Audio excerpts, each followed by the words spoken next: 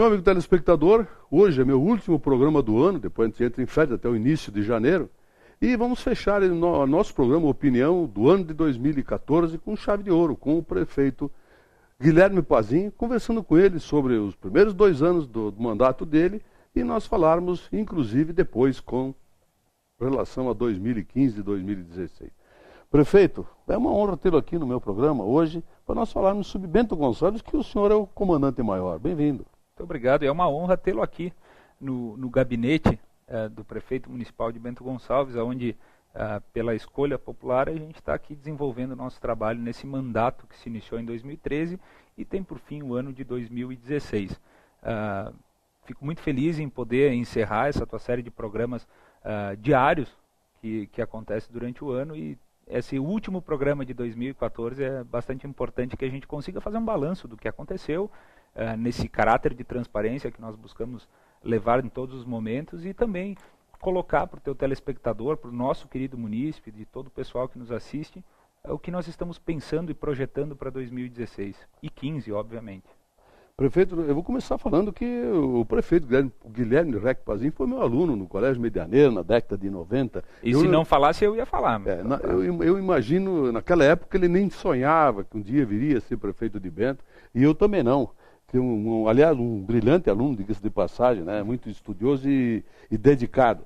Mas, prefeito, em 2012, houve uma eleição, colocou o nome à disposição da comunidade com o vereador Mário Gabardo como vice, e partiu para a luta, enfrentando um prefeito que já estava no governo, né? Uma reeleição do prefeito Lunelli. Era uma tarefa árdua. Como é que foi essa campanha toda? Como foi que o Guilherme Pazin resolveu ser candidato a prefeito? Bom, em 2008, e muitas pessoas até hoje nem lembram que em 2008 eu fui candidato a vereador. Em 2008 eu fui o candidato a vereador pelo Partido Progressista, era o mais jovem daquele pleito eleitoral, e fiquei na primeira suplência. Apesar de ter feito a 8ª votação, na época eram 11 vereadores, fiz a 8ª maior votação de Bento. No entanto, pela legenda partidária, pelo coeficiente eleitoral, nós ficamos fora, então eu não pude assumir a vereança. 4 anos depois, ele foi eleito prefeito municipal. Isso são coisas que a gente não consegue nem explicar. Mas então, nesse tendência normal, num caso desse, seria ser candidato a vereador de novo, mas aí já deu um salto, um plus. Sim. É uma história interessante. Eu nunca trabalhei para que fosse candidato a prefeito. Meu candidato a prefeito de Bento Gonçalves, ou de grande parte de Bento Gonçalves, pelo carinho que a gente tem, sempre foi e sempre será Darcy Posa. Ele é o meu líder, o líder do nosso partido.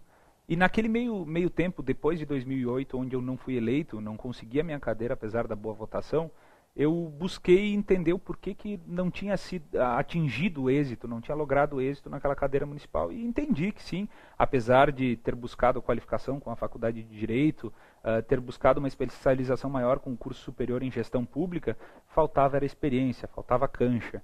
E naquele período de 4 anos eu entendi que eu podia correr atrás. Então, trabalhei na Assembleia Legislativa, como é de teu conhecimento, trabalhei na Câmara dos Deputados com o deputado Jerônimo Gergen, e também eu fui chefe de gabinete, tive a oportunidade no governo Ieda Crucis de ser chefe de gabinete da Secretaria de Estado da Ciência e Tecnologia. Nesse intenso, porém importante momento da minha vida, eu consegui aprimorar os meus conhecimentos e ter uma visão muito diferente do que tinha de Bento Gonçalves. Muitas vezes é importante tu se distanciar do foco para conseguir ter uma visão completa. E eu era presidente do partido, estava como presidente do Partido Progressista de Bento Gonçalves, cujo nosso candidato era Darcy Posa. Eu seria simplesmente aquilo que eu não consegui ser, o vereador, queria ser candidato a vereador. E o Darcy, ele expôs publicamente, a imprensa cobriu muito esse fato, ele entendeu que ele não tinha condições, na época, de concorrer à prefeitura por uma questão pessoal dele, de saúde, que infelizmente veio se comprovar durante o processo eleitoral, no meu lado, em cima de um palanque, pedindo votos para um grupo de moradores de Bento Gonçalves. Então, o partido praticamente ficou sem uma condição de lançar o seu candidato prioritário, e dentre os pares da executiva do partido e do diretório municipal, entenderam que o meu nome seria interessante dentro de um processo de renovação. buscamos a composição com o PMDB, que é o nosso aliado histórico e pelo qual nós temos diversos governos de feitos muito importantes para Bento Gonçalves, e a lealdade desse relacionamento é algo que nós prezamos muito. O vereador Mário Gabardo ele foi escolhido até por uma questão de complementação, a história dele com a minha juventude, a experiência. Ele é um homem muito ligado ao meio rural, e eu sou praticamente urbano e me apaixonei pelo meio rural agora nesse período que é fantástico. Me descobri uma pessoa muito diferente e talvez melhor do que eu era. Então veio um misto de complementação em que a novidade, a inovação, o saber, a ciência, ela pôde suprir uma questão de falta de idade. Costumava dizer que muitas pessoas ainda em nossa sociedade, ela começa a julgar, porque tu é jovem, porque isso. E eu dizia de forma muito clara, e digo até hoje, agora com uma forma muito mais própria, e o peso da voz mudou, que a partir do momento que a gente entra numa discussão e o argumento é a juventude, a gente se dá o direito de julgar também a questão de gênero, a questão da cor da pele. Isso é um grande absurdo. Verdade. Existem pessoas que são competentes jovens e existem pessoas incompetentes idosas. E da mesma forma contrária. Vai depender do comprometimento, da seriedade. Aí veio a eleição, o Guilherme Pazin eleito prefeito Bento Gonçalves, e teve pouco tempo, foi outubro, novembro, para montar a equipe de trabalho e assumir a prefeitura já com problemas, que todo mundo sabe, problemas financeiros, de caixa, etc. Como é que foi esses primeiros momentos, Guilherme? Bom, nós fomos eleitos então naquela... Chegaste a apavorar, não? Não. Tranquilo, encarou, vamos resolver o problema, tal. São dois motivos, né? São duas razões que a gente tem que pensar muito rápido. Se tu se apavora, tu tem mais um problema. É ficar tranquilo. O problema já está posto, nós precisamos resolver o problema. E desde aquela época ainda que eu era teu aluno, a tranquilidade ela sempre foi algo que eu trabalhei e exercitei bastante. O apavorar ele só te prejudica. Então naquela fatídica noite, aquela belíssima noite de domingo, belíssima para mim, porém a chuva estava fortíssima, né? Raios, relâmpagos, mas nunca vou esquecer daquele momento. Vencemos a eleição, um pleito muito justo, muito apertado. A nossa cidade ela tem um turno só. Eram 5 contenders, 5 candidatos ao Palácio Municipal, e foi por 383 votos. Foi uma decisão apertada e que te dá um passivo muito grande, porque grande parte da população não me escolheu para ser o prefeito. Então, além do passo em que nós temos que mostrar que, apesar de jovens, nós temos condição de fazer por Bento Gonçalves, que nós somos bem intencionados, nós temos que convencer também aquelas pessoas que não escolheram a nossa candidatura, a nossa chapa. E isso é um exercício que a gente tem que fazer a todo momento.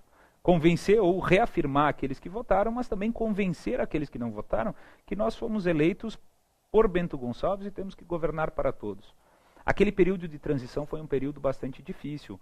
A cidade sofreu muito com isso. Era um período em que a legislatura da Câmara de Vereadores colocou uma CPI para discutir a questão das finanças do município, escândalos, notícias das piores, elas vinham à tona, tirando muito da coragem, da credibilidade do nosso povo, do acreditar em Bento Gonçalves, e aí era mais um processo que nós tínhamos pela frente. Além de fazer a população entender que a juventude não ia modificar a forma de agir, isto é, tinha que ser com qualidade, com eficiência, com moral, com ética. Além de ter que retomar as contas, a saúde financeira do município, tem que retomar a credibilidade, tem que tirar o município dos cadastros de inadimplentes, porque isso trancava a vinda de recursos públicos estaduais e federais. Nós tínhamos que convencer aqueles que não votaram na gente a, ao menos, nos dar o prazo a acreditar. Deixar de lado o processo eleitoral, botar uma pedra em cima e fazer aquilo que nós estamos buscando fazer, mostrar para a população que a eleição ela se dá municipal, ela se dá de 4 em 4 anos. Passado esse momento, nós temos que nos dar as mãos e torcer por Bento Gonçalves.